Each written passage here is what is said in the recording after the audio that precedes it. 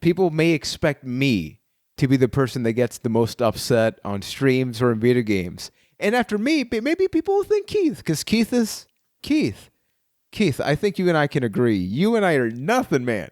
You Not and I are even damn nothing. I have my moments. My moments don't even hold the candle to Hearthstone Ryan.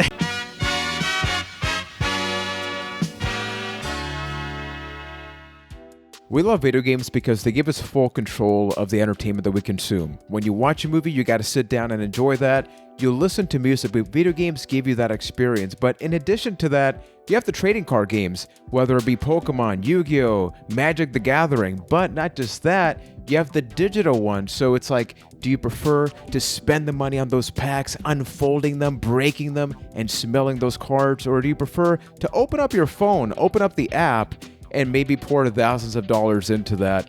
On this episode, we're going to be talking about our favorite trading card games, whether it be physically or digitally, on another exciting episode of A Cast of the Past, with a brand new episode each and every Sunday with yours truly, Juan Velas from Puerto Rico. Joining me as always from Boston, Massachusetts, we have the Candy Man himself, Ryan McNulty. Ryan, do you like some of them trading card games, my friend? I do. I've been a fan of trading card games for a while. At first, I was kind of more of a collector because when I was young and just didn't want to bother to learn the rules, but definitely I got into some card games as a kid and then in my adult life too when these digital ones started coming out.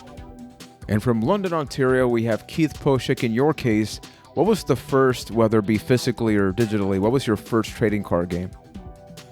Probably the same answer as most of my generation, and that's that original run of Pokemon trading cards. I don't know if I ever understood the rules, but I just loved to collect them. I think I actually completed that first edition, something I'm proud of to this day. I think Pokemon was definitely that craze, and it's not often that you have a TV series, you have the video game, but then you have a trading card game, and you have a digital version of that trading card game. So it's like you could quadruple dip into that. In the case of Pokemon, which came first? It's like the chicken or the egg. You have the series, the main game, and you have the trading card. Which was the first one, and then second and third? For me, it was Game Boy game, cartoon, anime, and then trading card game. I was just so deep in Pokemon at that point that I needed everything. So there's like trading cards, yep, great, let's go, I want them all. I'll pay $100 for a Charizard. Who cares? Oof, no, not well, Keith. Hey, we got to talk. Apparently, they came out with some new pack of Pokemon cards where there's shinies in it, and the shiny Charizard's going for like 10 grand right now. What an evil idea! Yeah. Wow, that's so smart, but I hate every second of that. Now I'm like, hey, maybe I'll drop $50 just to take a roll the dice. Why? Yeah. Holy anyway, hell! Oh my god! Hey, you could get I'm so mad $10,000 right now. I am so freaking mad right now because of that. All right, it's so smart. Didn't mean to derail the conversation, but for me, when it comes to Pokemon, it was the cartoon first that got me interested, and then Christmas was a double whammy for me that year of getting the Game Boy game and the trading cards. So I was one of the first kids in my school with Pokemon cards. Never learned how to play, but I thought I was cool because I traded for a Charizard card and all that stuff, and then unfortunately lost all those cards.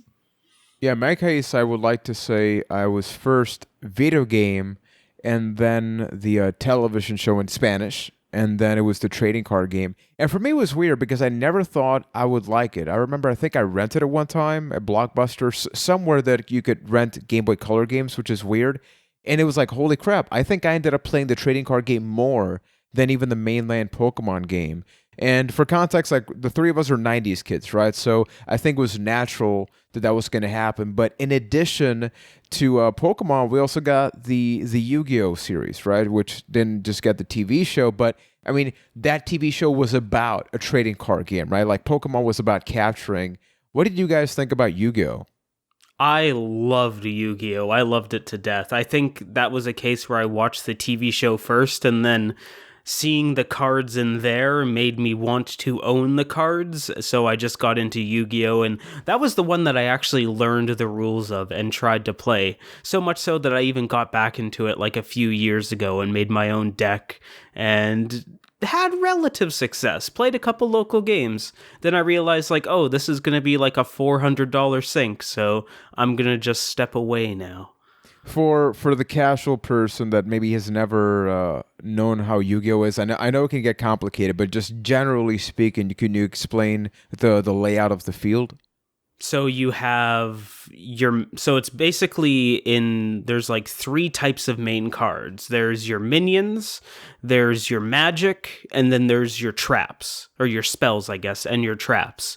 You can have your minions in attack form and defense form, and then and each of one of them has different numbers for that, and the minions will have different effects, and you can lay traps out and to kind of mess with your opponent, and then your goal is to wipe out your opponent's minions, in turn wiping out their hit points. Okay, I think that was simple. Yeah, and a lot of trading card games had sort of similar formulas with like different, minor differences in rules and things like that. But yeah, Yu-Gi-Oh was that great combination of, it's a television show about the cards, so watching the show made you want to play the game more, and it made you want to learn the rules more. So like I said, during the Pokemon days, I never even learned how to play. I just didn't care enough. I liked collecting Pokemon because that's what the games were about. But Yu-Gi-Oh was like, okay, I really want to learn how to play this game. And I was lucky enough that where I lived, right up the street from me, they had tournaments every single Saturday. So pretty much for like a straight year, I was like going up there every single Saturday to play. Only maybe like one time out of that. But I learned a lot about trading card games through that. And it was a lot of fun, and it was a great kind of way to meet people, because I had just moved to a new town when I got into it. So that was actually that kind of worked out well for me. So Yu-Gi-Oh! Was definitely a great way to kind of make friends, and it was a lot of fun at the time. I still have my deck to this day. Jinzo is still my favorite Yu-Gi-Oh! Card. Nice. It was amazing. That's a good early deck. Yeah, he was a monster that basically made it so that nobody could play trap cards, which meant that basically when it was your turn and you were attacking, your opponent couldn't do anything to stop you. So it was a very nice card. I think that Yu-Gi-Oh! In comparison to Pokemon, I think was more visually appealing because you played the Pokemon games on Game Boy, right? So it's like, holy crap, I have a Pikachu card, I have Charizard, it's like a shiny variation, it's like whatever variation. Later on, we got the Team Rocket variations, the dark ones. It's like they came out with packs after packs. But with Pokemon, you needed to have energy cards. And that to me was never fun because you could have the ideal Pokemon, but then if you didn't have the right energy card, you couldn't attack. Like Keith said, the higher number is usually good. With the Pokemon, they had health. So if they had 90 health and then the attack did 40, then you deduct that, right? But the fact that you had those things to focus on wasn't fun for me. And not just that, I think that spectators did not have as much fun watching Pokemon as Yu-Gi-Oh! Because Yu-Gi-Oh! You can move the card from attack to defense, and it's visually obvious. Yeah. You can see the traps, and I think it made for a fun experience for everybody, just a little more. Interestingly enough, Pokemon is a little more complicated. You had to have like damage counters and like poison and all that. Whereas Yu-Gi-Oh! Was like, okay, if your attack's more than his attack, you can just kill him outright. You didn't have to keep track of like the different kind of hit points that were going on. So Yu-Gi-Oh! I think was it was a way to just bare bones kind of simplify everything. Mm-hmm. Like there was no resource you needed, like things like Magic and Pokemon easier, you needed to use energy or lands to have some sort of resource, where Yu-Gi-Oh was like, no, just play out as many Magic cards as you want. You just can only summon one monster a turn. I think that was like the main limitation, and just go to town. I always thought Yu-Gi-Oh was a nice balance of simple but yet it got more complex as you got more into it. Like, I think that's where I really understood the concept of combo decks in Yu-Gi-Oh, especially when it came to like summoning and tributes and trying to cheat out cards using spells and stuff.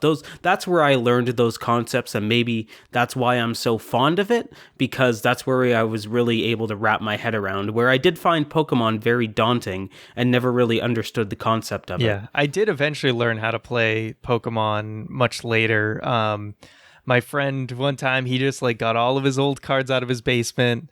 I think we were in college at the time, and we were just like, you know what? A group of us, we're just going to take all the cards he has and everybody make a deck and try to play. And we did learn how to play, and it ended up being pretty fun. And then we went out to the store and you could buy like tournament decks, like you could buy pre-built decks that were used in championships and kind of see the more intricate strategies. But again, this was like learning to play way later. And I mean, both these card games are still going to this day. God bless them, you know? Yeah, and in so many different ways. And I think it was fascinating. You know, people talk about like downloadable content in video games, but there's a real key factor here. It's like it's expensive. If you want to get into this as a light hobby, non-competitive, then maybe you buy a couple of packs. But say you really want to go all in on Pokemon or Yu-Gi-Oh, especially as time went on. Yeah, you get a pack. How much did they cost when they first came out? It was like $4 or something They're like that. $4 or $5. Yeah, $4 or $5 a pack. And how many cards did the original ones give you? It was like 5? I want to say 7? 5, yeah. 7? This pack was I have around- in my hand, although it's a newer one I bought just for the hell of it. It has 10 cards in it, but Okay. I don't know what the original ones had. But regardless, and I know this is a scary thing to think about, just ballparking, how much money would you say you spent on collectively Pokemon and Yu-Gi-Oh cards throughout the years? See, I didn't have any money at the Yu-Gi-Oh days. I was just like skirting by collecting change and like whatever, like Christmas money and stuff. I would probably say I spent like $600-$700, I would say. Yeah, I'm probably somewhere in that range. Maybe a little higher, just from getting into it later in life. But I did buy a box one time, a whole box of so Yu-Gi-Oh I played during like the early days. So when I first started, there was only 3 sets out, but then they came out with Pharaoh's Servant, which had Jinzo in it and a lot of other great cards. So after Christmas, the day after Christmas, when all the stores opened up again, I took all my Christmas money, went up and spent like $100 on a full box of Pharaoh's Servant Yu-Gi-Oh cards. Wow. that's awesome. I once bought a box of WoW trading card game cards, but had no interest in learning it. I just wanted the in-game items. Did you get anything? No, of course not. Oh, dude, that hurts. That hurts a lot. Which brings us to the next part. It's like you can buy these, you can get into them whether you play or not. I mean, you're going to spend hundreds of dollars, right? And obviously these companies knew that not everybody had that money, but they needed to figure out a way to suck people into them. So in the year 2000, we got the Pokemon trading card game for the Game Boy Color. In terms of Yu-Gi-Oh, this is mind-blowing. We've had 56 people. Just think about that. 56 Yu-Gi-Oh games since, because we got our first one in North America in 2002. A PS1 game, Yu-Gi-Oh! Forbidden Memories. Screw that game. It's hot garbage. It's a bad game. It's the worst. It didn't even follow the damn rules of the game I will say, that it was based on. I very much enjoy watching speed runs of Forbidden Memories. But I will never play that game again. That seems interesting. But the first portable one, which obviously made it more accessible, is Dark Duel Stories. What did you think about that? That whether it be Pokemon or Yu-Gi-Oh, it's like, hey, you can play the cards physically, but you can actually just buy the game. And for the most part, because obviously you got packs that were, we don't have expansion packs for Game Boy games, so you didn't have those, but you had the initial cards. What did you guys think of that? I really enjoyed playing the Yu-Gi-Oh! GBA games, mostly because there was certain cards that I really enjoyed, but couldn't go out and just buy them because if you got into the market of buying individual cards, sometimes you would be spending upwards of $60-$70 just for one card. So that was out of the realm of possibility for me growing up. So I would play those games just to try out those cards. Being able to play something like a Blue Eyes Ultimate Dragon in a Yu-Gi-Oh game was just amazing, and that really filled that hole for me to the point where playing the digital version of the trading card games kind of got me out of collecting the physical card games, because while you're right, there were no expansions for those games at the time. You still could play with the cards and then just try the new game when it came out and kind of get that fill. Maybe that's a more expensive way to go, but it really filled that void for me. I remember with those games, a lot of times I would actually just put my deck into the game because I was playing the card game more, and then the Game Boy game came out, like the Battle City one came out. I did have the one before, like Eternal Duelist Souls or something. But I started playing the Battle City one, and I literally you could enter in the serial codes to put your deck in the game, so you could get cards you didn't have in-game early if you own the physical version. And then I basically would just play my deck, but then I would, any of those good cards I happen to not get, like Magic Cylinder or something like that, I would put those sweet cards in that that eluded me in real life. So I just had like a better version of the deck I was already playing. Yeah. Yu-Gi-Oh! World Championship 2004. That's the one that I played a ton on of. GBA. That was a GBA game, right? Yep. I think I had that as well because the Game Boy Color, I think like the Pokemon trading card game, it was nice on it, but obviously Game Boy Color was limited. The cards didn't look as good. But when you switched to GBA, it was pretty comparable to the actual thing. And I think like I was kind of similar to Ryan, where I initially tried to replicate whatever cards I had in real life. I would try to pull that into the game, but then I would try out strategies. So if I ever got a card in real life, because I did collect both Yu-Gi-Oh! And Pokemon. I started with a Pokemon, but Yu-Gi-Oh! Actually did play, like not just in real life. I played it in GBA, and like I didn't do it a ton because I didn't know a lot of people that had it. You know, you do have the link cable, and I think that's like the perfect medium, right? Where it's like, hey, you have the game. Once you have that, you know, it's all about the strategy. It's about obtaining the cards. And I mean, nowadays, like, we feel old just talking about that. You know, you have Hearthstone. You have the Yu-Gi-Oh! Is now online, right? There's different mods. You can hypothetically play any of these original games. Pokemon has a digital one, too. Exactly. Which brings me to the next question. It's like, fast forward to like the last 10 years. How hooked have you been in trading card games, and which have been some of the ones that you've tried? Oh, boy. Over the last few years, TCGs have really had a resurgence in the digital card space, even through booster packs. Like, it's something that we kind of touched on lightly, but not really much. Magic the Gathering, which is probably the biggest competitive card game of all time. There's been a huge resurgence of that recently with like Magic Arena that's out on PCs, and just how people can get all of those collections in digital form and then just play with people online in tournaments or on a ladder just seamlessly. And it's just been doing great for Magic, but I have fallen deep into a Hearthstone hole for the last few years of my life, where it's gotten to the point where we have a very love-hate relationship with each other, where I don't play a lot of it these days. I used to play a lot of Hearthstone, both myself and Ryan, but now I just like watching Hearthstone, and I check out the single-player content, but I got so deep into it that it just became frustrating and had to walk away. I dug myself deep into that Hearthstone hole for a long time, and that really did. Me playing Yu-Gi-Oh! Back in the day, really, like, it was nice to play a card game again. It was like kind of having that experience over again. But again, with the digital card game, when Hearthstone came out, you know, me and Keith are both big fans of the Warcraft universe, so it was a perfect fit of like, oh, here's this game by Blizzard, and it's a digital card game. And like the thing as a kid that always was tough was when you know during the week, you know, you come home from school, you didn't have anybody to play with a lot of times to play the card games. Like I'd always have to wait every Saturday to try out any new cards or new strategy. So Hearthstone, it's like, oh, we're a digital card game. You can play anyone, anytime, like boom, just click the button and you're in a game. So you're able to get better at a much faster rate, and you're able to try and experiment decks at a much faster rate. So I was all in on that game from basically the beta in 2014, 2013-ish. I think it was 2014. Pretty much until about 17 or something. I think about a Yeah. year and a half ago, I finally walked away from the game because I didn't feel it. I just kind of lost interest, and it was a little too much to shell out $50 every single expansion.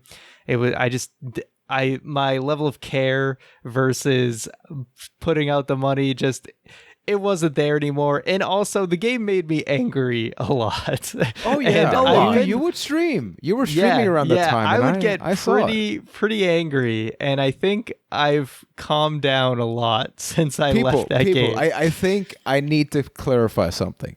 I think that out of the three of us, and not just because I'm Puerto Rican, people may expect me to be the person that gets the most upset on streams or in video games. And after me, maybe people will think Keith, because Keith is Keith. Keith, I think you and I can agree. You and I are nothing, man. You Not and I are even damn nothing. I have my moments. My moments don't even hold the candle to Hearthstone Ryan. Good God, it's like a monster. It's all bottled up inside, and then it just explodes.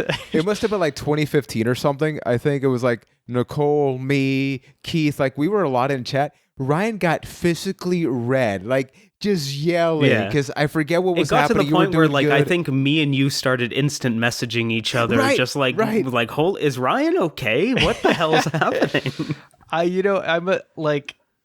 When you get to the high ranks in that game, it's very, very stressful. And there's a thing called like ladder anxiety where you're like afraid to hit the play button because you're afraid to lose your rank. Because if you lose games, you fall out. And I was just trying to get to legend rank, and it was very, very stressful. Because you lose a game, all of a sudden you start losing rank, and then all of a sudden you could fall like 5 ranks really quickly. And you're like, hours and hours of work I just put in to get up to rank 1, I just fell all the way down to rank 5 again. It was very stressful. I can say I did get legend one time, 1 month, and that's all I needed. I got the card back, and there you go. But Ryan, I'm happy. I'm a much happier person having no longer played that game. You're a much better person post Hearthstone, which now Blizzard just has my soul again with World of Warcraft. Exactly. So there you go. They got your money, man. That's no matter what they got me. So we have because I played Hearthstone as well for a little while. For me, it was always casual, but I love the format because Pokemon is super convoluted. Even though like there's a lot of strategy, there's a lot of micromanaging to consider. Yu-Gi-Oh! We agreed, like even though it's easy to learn, hard to master, it's easier for me to understand. Hearthstone, I think, requires some of the most strategy, but it's even simpler. Like when you look at it, it's like you look at the numbers, you see a lot of that, and I think even a viewer, and that's why it's a hit on Twitch and Mixer and everything. It's very easy for a viewer to look at that and be like, "Oh man, something can happen. You're building something up." Having said that, if we have these three, which will be your objective number one? I mean, even though I've walked away from it, I would say Hearthstone is the most I've ever got into a card game. Because even though I played Yu-Gi-Oh, I feel like I learned more because Hearthstone's more closely related to Magic the Gathering, which I think is it's a more complex game than I think any of the other ones that we've talked about today. And I think Hearthstone taught me much more about the fundamentals of card games than Yu-Gi-Oh! Ever did. I don't remember ever, and I know Yu-Gi-Oh! Got a lot more complicated as the years went on, but at the time that I played it, it was a very, very simple game, and there was only a few different types of viable decks. Pretty much everyone had the same strategy of just basically beat the crap out of the person and try and take as many life points in the fastest amount of time possible. But learning about resource management and things like that in Hearthstone taught me way more about just the general card game fundamentals than I think I ever learned in Yu-Gi-Oh! Yeah, I have to agree with Ryan on that one, where as far as the impact that card games had on me, Hearthstone is number one with a bullet in my life. And even like I said, I don't like playing Hearthstone that much anymore. To this day, I still watch Hearthstone on YouTube or on Twitch. Every day at lunch, there's a YouTuber that I enjoy watching the one game that they put up. And I'll go through that, get my Hearthstone fill, and then I'm done. But it's the same thing. It taught me the the concept of a control deck versus an aggro deck, or building this deck that has this specific strategy. I kind of touched on it in the Yu-Gi-Oh days, but it really clicked with me with Hearthstone, where a lot of the times in Yu-Gi-Oh it's just like, oh, I really like the Egyptians' gods. I'm going to build a deck around my favorite cards, and then that's good enough for me. But with Hearthstone, it's like, okay, I'm going to build a deck that has this plan. I want to win this way. This is my win condition, understanding the concept of a win condition. Hearthstone really did that for me, and I think it's my favorite just because of how welcoming and friendly it was at the beginning, and what it taught me the more time I put into it. I think that when you talk about trading card games, it's almost like an entire experience, because you can talk about the gaming element, but as Keith mentioned, maybe you don't even need to play it. You can watch it, but then you can also collect it and not actually play it. So when you have like the perfect storm of a card game that you love to collect for, you love to play, you love to watch, you love to keep a track of, I think that's like just a great experience. And for me, that was Yu-Gi-Oh! Because in addition to all of that, it is at the end of the day also a television show about trading card games. I love to watch Hearthstone, but I didn't have as much fun playing it. Like I downloaded it on my phone and I did play it for a couple of hours. I even streamed it for a bit casually. But I just enjoy watching it so much that I was like, you know what?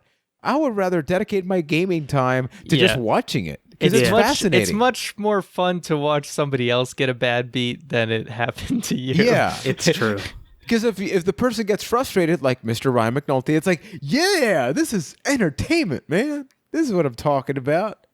But everybody watching and listening, please let us know, which are some of your favorite trading card games? Keith mentioned Magic the Gathering. There's a bunch of them out there, and then in addition to this, you have other types of card games. So I think it's just great that it's just so accessible with emulation. You can play most of these classic ones. So if you enjoyed the podcast, you can leave a 5-star review if you want to make Keith happy and you want to make Ryan just lower that passionate rage that is no longer there anymore. But you can do that on Apple Podcast, Facebook, and or Stitcher. You can follow us on social media. And these two gentlemen talked about World of Warcraft here lightly. We have a podcast episode about that. We have one talking about favorite horror movies. We reviewed the entire Tobey Maguire Spider-Man trilogy. So if you want us to talk about that, and that truly is a roller coaster experience, that's available on the archive right now. So up until next time, thank you for watching and supporting, and we will be back with another exciting edition of A Cast to the Past. It's time to... Ryan. Oh, God. Oh, no. Keep frog, Ryan. Pot of Greed allows me to draw 2 additional cards. I play Pot of Greed.